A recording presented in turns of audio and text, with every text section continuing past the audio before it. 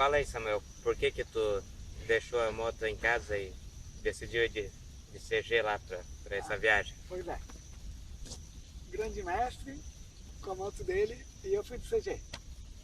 Tinha uma moto maior em casa já, mas na minha administração eu prefiro gastar menos, então comprei a motinho por 3.000 e pouquinhos pila,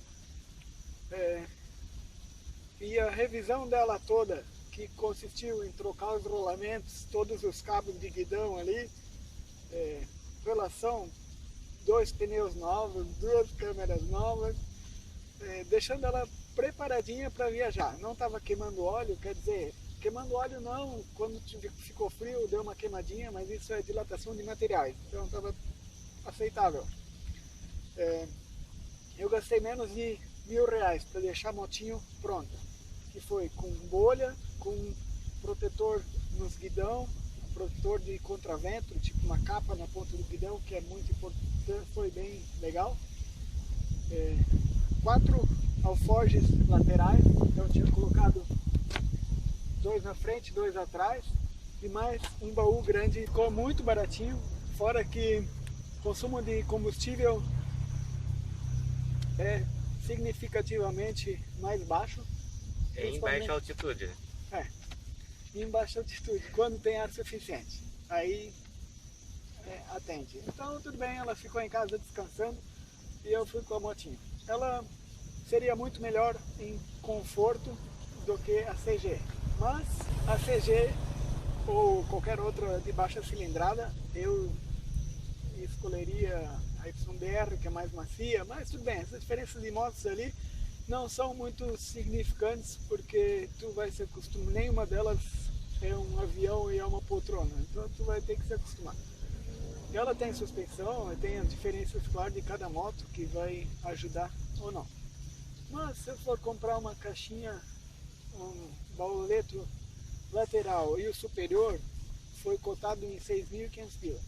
Com R$ 6.500 eu faço uma viagem muito melhor. Compra a moto e faz a viagem com esse valor. Então a gente não se importa em andar de motinho, que é muito mais barato. Além de propina para policiais ou assalto, que não é o caso da Argentina, mas abrir os olhos de quem espera uma oportunidade para fazer algo não bom, de motinho não tem tanto problema. Então o cara viaja muito mais sossegado. Além disso, se a moto cair ou arranhou, não faz mal. Pô, com um acidente ali, foi R$ 40 o conserto da moto. 40 pila, meu. Foi o quê? Farol, espelho e um pisca. Então foi muito baratinho. E moto grande, problema grande. Quando tu tem uma moto pequena, como a Bis ou como a CG, que é vendida nos outros países, deu um problema, você tem onde buscar peça. Uma moto grande também, como a BMW, tem como pegar, só que não é a pronta entrega, o preço é exorbitante, então se não tiver um bom preparo de bolso, a pessoa não consegue sair de lá com a moto. Depende. E tem que ter um tempo também. Depende onde, né?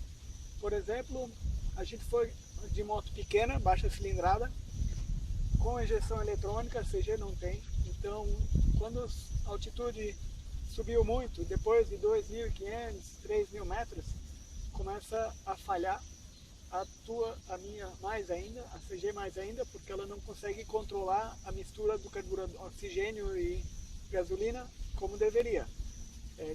O ar é mais rarefeito, então não tem ar suficiente para aquela quantidade de gasolina que está injetando.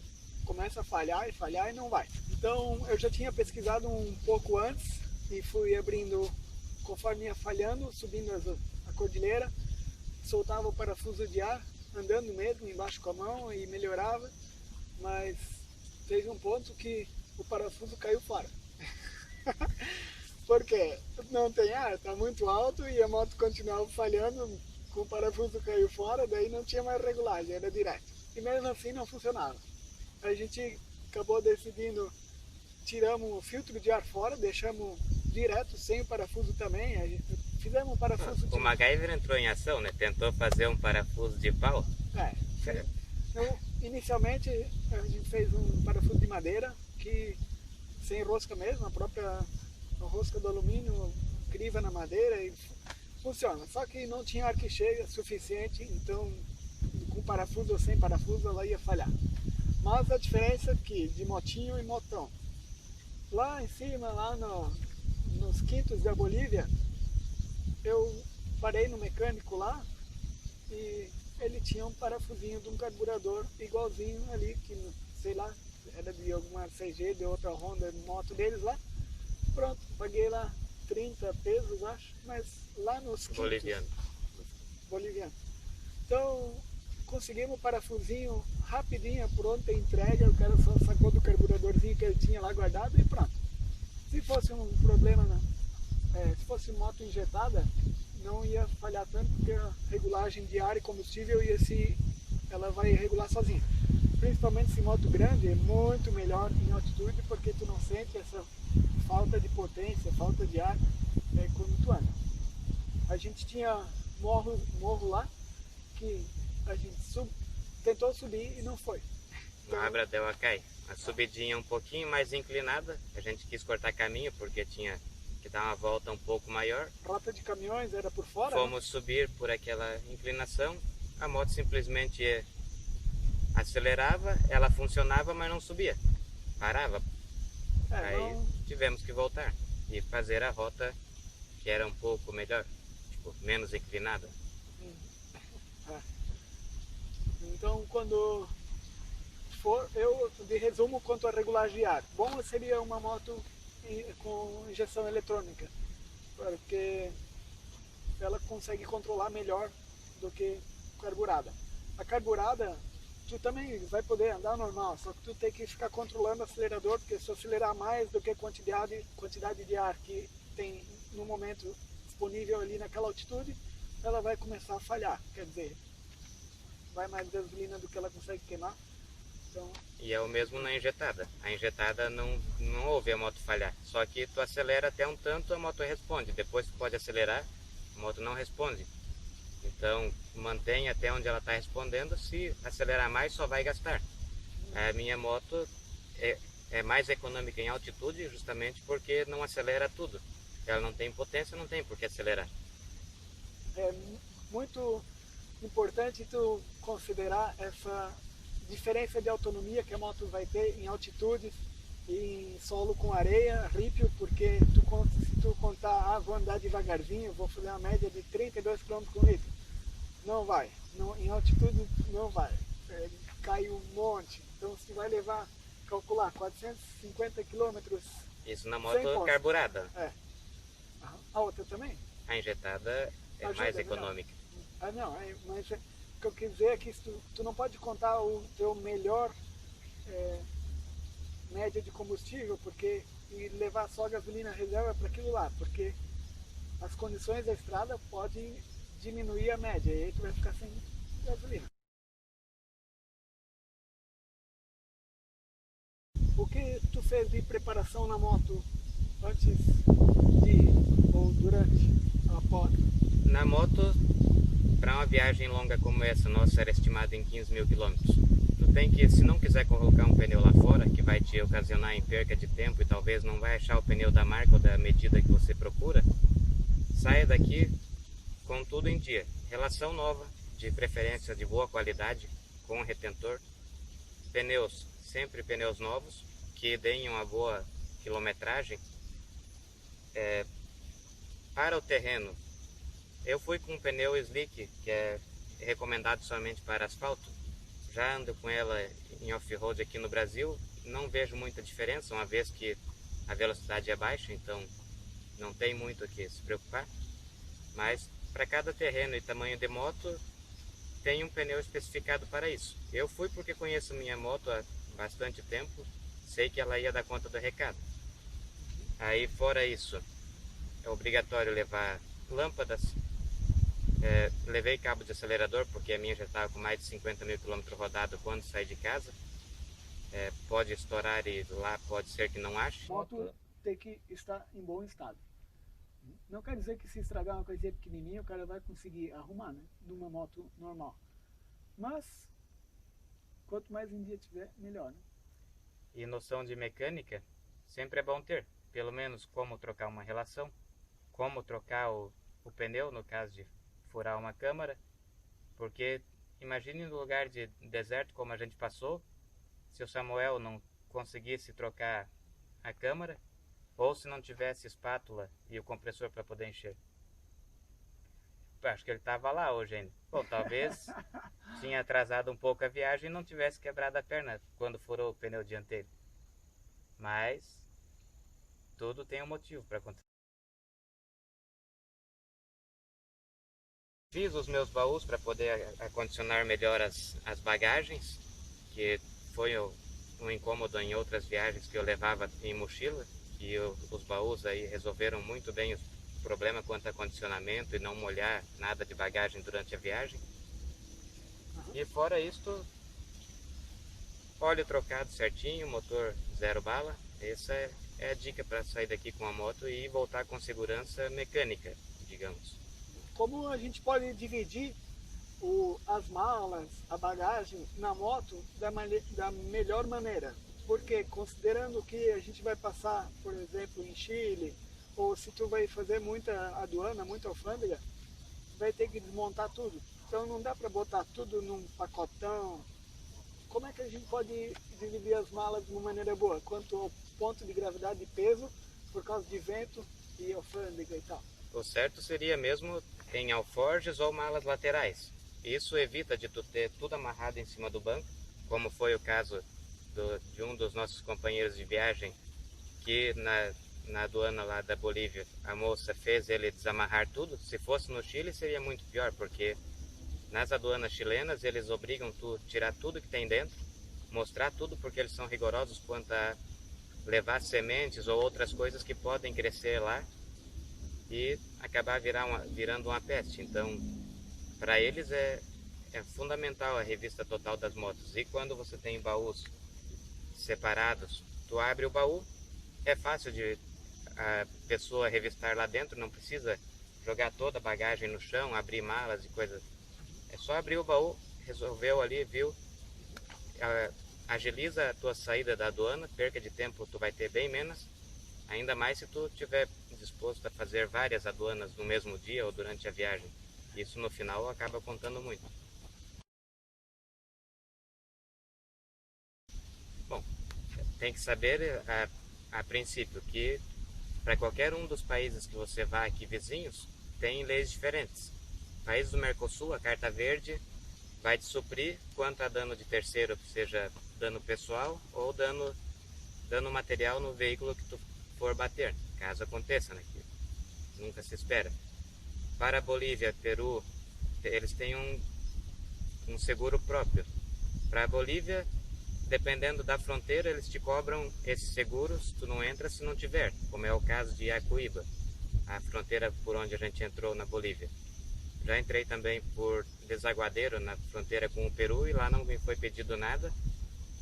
Paramos em alguns postos de controle, não nos pediram a documentação do seguro para eles, e a maioria dos viajantes não usa, só quando é obrigado a fazer, como foi o nosso caso. Para Chile tem o Suapex, que é feito pela internet, mas também eles não vão te cobrar na estrada, só vão te cobrar caso tu venha se acidentar, e daí você vai ter que pagar, além da multa, conserto no outro veículo, danos pessoais caso tenha acontecido com a pessoa com que você se envolveu no acidente. Então, este seguro é tão fundamental quanto o seguro para acidente pessoal. No caso do Samuel, a gente tinha carta verde, que não era o carta verde, era um seguro próprio da Argentina mais barato, feito pela A Federal, uma seguradora da Argentina, mas como ele bateu contra um guarda-reio, não houve nenhum dano ao estado, porque o guarda-reio ficou bom, só a perna dele que não, então não foi necessário acionar aquele seguro. Mas aí que entra o seguro saúde, seria fundamental para uma ocasião destas. Um kit de primeiros socorros é muito importante, contendo todos os remédios para diarreia, dor de cabeça, enjoo, esparadrapo, coisas para caso tenha um tombo e tenha um ralado que dê para você mesmo se se automedicar ali, fazer um curativinho. Para altitudes, bastante gente fala que tem bastante dificuldade, isso geralmente tem. Geralmente quem vai de avião não tem uma aclimatação, ele entra aqui do Brasil a 200, 300 metros de altitude, vai lá para La Paz, por exemplo, desce a 4.100 metros. Essa pessoa vai sofrer provavelmente o mal da altitude com maior probabilidade de que quem foi de moto para lá. Não que quem vai de moto não vai sofrer com isso. Eu e o Samuel sofremos bem pouco, enquanto que o Kleber acabou sofrendo um pouco mais. Isso varia de sistema da pessoa para pessoa. Não é uma regra. Às vezes quem já foi várias vezes, nunca teve nada, pode ir e passar mal em uma outra oportunidade. Então, eu já fui 3 vezes para essas regiões, nenhuma vez passei esse problema. Diarreia é bem comum, né? Porque o pessoal está acostumado a tomar aguinha em casa, sempre a mesma, e aí chega lá, toma uma água de torneira ou até água salgada, salobra. Ou água de rio, como a gente mesmo tomou. Tomamos lá no riozinho, água muito boa, geladinha, branquinha. Uhum. Mas durante o decorrer do dia, 2 de nós tivemos diarreia. Eu e o Marcelo. Eu sei, ainda bem. Aí o bicho pegou, né? Mas acabei não tomando o remédio que eu levei para a diarreia. Passou depois algumas idas ao banheiro e fora do banheiro também.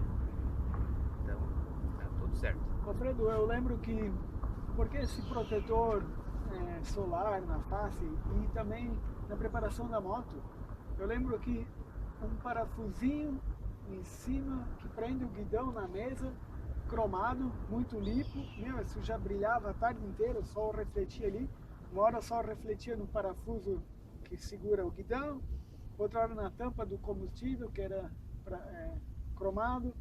Então essas partes, até em cima da bolha, que eu tinha colocado bolha, no vértice, né, no arredondamento, o sol brilhava ali, e aquilo durante o dia inteiro, isso começa a somar, isso prejudica bastante. Então eu ia acrescentar uma sugestão, deixar tudo fosco ou possivelmente nenhuma aresta que venha refletir claridade. Eu acho importante. Bom, eu não tive esse problema, a minha já estava toda fosca da poeira. E não tem nada cromado aqui em cima, então está tudo certo. Sim. Motos diferentes têm suas peculiaridades, então ele de CG e eu de bis. Tivemos o nosso ponto de vista do que seria melhor.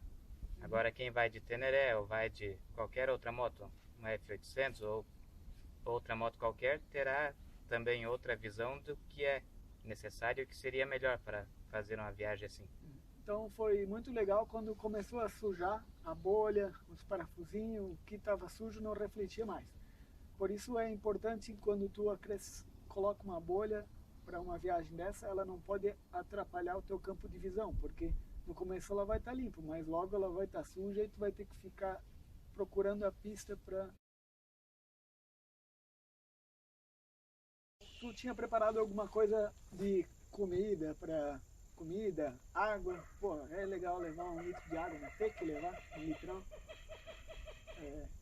O que tu sugere para levar de comida? Comida, sempre comida seca, que tenha bastante proteína e carboidrato, para dar uma sustância, deixar você sem fome e às vezes tá andando em certos locais que não tem um restaurante, então é bom você estar bem alimentado, vai passar sem almoçar, só no café da manhã, que vai ser essas barrinhas ou vai ser o chocolate, no caso que eu levei. Quanto a barraca, saco de dormir, como proceder, o que levar? A gente tem barraca barata, tanto a minha quanto a do Samuel são as mais baratas possíveis. Saco de dormir o Samuel nem tem, mas acho que vai ter que ter para a próxima, né? Tem que ser alguma coisa, tem que conhecer o clima de onde você vai, saber se vai ventar, saber se tem muita chuva, se é um local frio. Eu levei a minha barraca Tabajara lá, até diminuir ela para ficar um pouco menor na bagagem. Levei o saco de dormir, que também é dos mais baratos possíveis, é um saco para 5 graus positivos, e um isolante térmico. Esse é o fundamental, não pode faltar na sua lista de viagem. Quando a barraca é muito barata, como a nossa, ela não vai ser impermeável, ela não tem a proteção. Então o que a gente vem fazendo já há vários tempos, e eu já fiz em outras viagens, é levar sempre uma lona dessas de pedreiro. A lona tem que ser colocada, de preferência que pegue debaixo da barraca e cubra ela por cima, deixando a parte da porta da barraca onde ficam as duas pontas da lona. Sempre em local com aclive, que você provavelmente não veja que tenha acúmulo de água de outras chuvas, e que a parte traseira fique na parte mais alta do terreno e a porta da barraca fique para a parte mais baixa. Isso vai evitar de entrar água por debaixo da barraca e empoçar dentro da lona, o que ia acabar molhando o teu saco de dormir, tua lona e por finalmente você. Aí você acordaria no meio da noite e não ia saber o que fazer. É frio, é muito frio. Tipo, eu lembro que a gente pegou algumas temperaturas negativas. Então de manhã tinha água congelada na barraca, mas não era tão frio assim. Tu podia andar sem luva, não tinha problema, né? Mas a gente não sente tanto, não tem tanta sensação térmica, porque o ar é muito seco, mesmo que está muito gelado, a umidade congelou, o ar não é úmido, então tu não sente tanto. Mas teve um rio que a gente passou e respingou água na mão, daí ficou gelado, daí é frio. Então eu sempre me preocupei muito assim de vou passar um frio, levei coberta que eu nem abri, nem tirei da bolsa. Mas não é tão frio, a gente não sente tanto como aqui em Santa Catarina, onde o ar é tão úmido. É que a gente foi para a Bolívia e a Argentina. A Argentina na parte onde é como o Nordeste brasileiro, é o ar muito seco, parte desértica, e a Bolívia é a mesma coisa. Então, por ser um ar muito seco nessas regiões, a sensação térmica se equivale à temperatura que está no ambiente ali. Agora, viagens para carretera austral, lá é bastante úmido, tem muita árvore, e isso acaba influenciando, como tem vento também lá, isso acaba a sensação térmica sendo muito superior à temperatura que estará lá na realidade. Então esse é outro fator a se analisar antes de arrumar as suas coisas para a viagem. Se é local seco, pesquisa qual é a temperatura para aquela época e se o teu saco de dormir e a roupa que você vai levar vai suportar. Vai poder dormir tranquilamente se suportar, senão vai ter pesadelos. Quanto à documentação a se levar numa viagem dessa? É possível ir com moto em nome de um terceiro, é possível ir com moto no seu nome financiada, mas para isso tem que ter uma procuração com os devidos reconhecimentos e válida para o país que você vai. De preferência que a moto seja liberada e no seu nome. Isso vai evitar bastante transtorno. Evita também a possibilidade de algum policial menos honesto em algum país aí querer te incomodar. Países do Mercosul, fazendo a carta verde é o suficiente para o seguro contra terceiro, no caso de acidente. Não vai cobrir nada em você e na sua moto, mas vai cobrir com a pessoa e o veículo com que você se envolveu lá.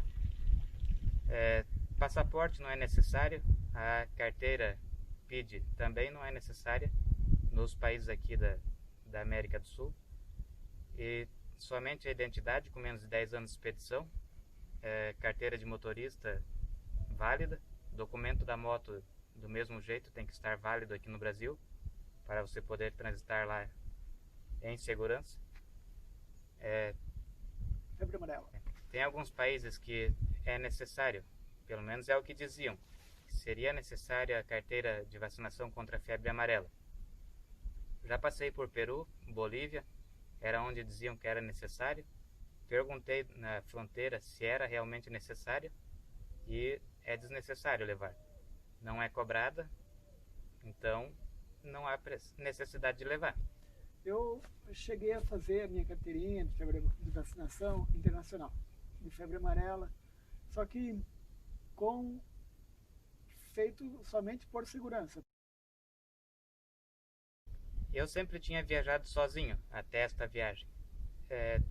É legal viajar sozinho, só que você fica um mês ali viajando sozinho, sem ter com quem falar. Vai acampar sozinho também, o que eu não acho perigoso acampar da forma que eu acampo. Mas se tiver mais pessoas ali junto, o risco diminui, porque caso alguém apareça, ele vai ser contra 2, 3, 4. Então já dá uma diminuída no perigo de você ser assaltado ou qualquer tipo de maldade que venham fazer com você. Aí quanto a andar em grupo, eu quando viajava sozinho, eu estimava, hoje eu vou andar tantos quilômetros e conseguia fazer aquilo. Programei a viagem antecipadamente, com a minha experiência em viagens sozinhas, para manter um ritmo e conseguir chegar em certos pontos com tantos dias. E foi difícil manter isso aí quando estávamos em grupo. Primeiro dia conseguimos manter um bom ritmo. Estávamos eu, Samuel e o Marcelo. Pegamos a estrada pedagiada, fizemos 650 km no primeiro dia. Só que daí aí começou a complicar no segundo dia. Já estávamos em 4 daí. Não que seja a vinda de mais uma pessoa para o grupo que tenha atrasado, mas é em função de outras coisas. Estávamos mais dias fora de casa, ficava maior a necessidade de troca de informações, falar com a família e coisa e tal. Então, a cada parada que tinha um posto com Wi-Fi, isso dava uma atrasada na saída e que ia se acumulando, como eu preciso abastecer muitas vezes porque a Bis tem um tanque pequeno, cada pouquinho desse vai se somando. E no dia, a quilometragem não rende. Não dá para manter o que você planejou. Então, se vai viajar, tem que diminuir pelo menos, se você conseguir fazer 1000 km sozinho naquele dia, baixe para 700, é uns 30% a menos que vai se conseguir fazer, a menos que o grupo tenha uma autonomia igual, todas as motos parando para abastecer mais ou menos na mesma quilometragem, e que não tenha muitas paradas desnecessárias para Wi-Fi, muito tempo ali. Bom, tem que contar também que quando tem mais pessoas, há mais necessidade de ir no banheiro, e daí não vai todo mundo junto na mesma hora, né? Então, uma hora para, um vai no banheiro, o grupo espera. Daí na próxima parada, outro vai, o grupo espera de novo. E tudo isso vai juntando.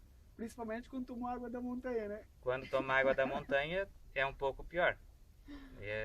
Não é recomendado, se bem que é uma água gostosa. Correr o risco às vezes faz bem. E outra coisa, quando chegamos no asfalto, todo mundo se dá bem. As motos ali conseguiam acompanhar a Bis de boa, não estava deixando ninguém para trás. Mas daí quando chegamos na parte ali de estrada de chão mesmo na Bolívia, os primeiros 100 quilômetros, já consegui ver a diferença. Então, o Kleber não era experiente em estrada de chão, o Marcelo também não, pouca experiência, um pouquinho mais que o Kleber, mas ele também não era experiente, vinham devagar e sempre. Então, 200 ou 100 quilômetros que era para a gente percorrer ali em coisa de 2 horas e meia, demoramos mais de 5 horas.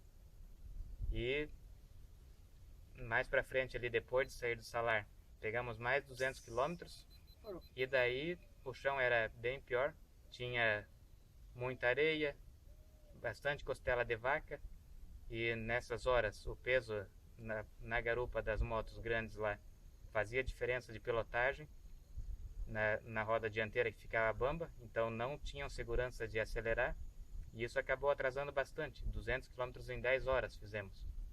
Então a diferença de experiência tem que se levar em conta na hora de escolher os seus companheiros. Tem que ter todos a mesma experiência, aí o negócio consegue andar.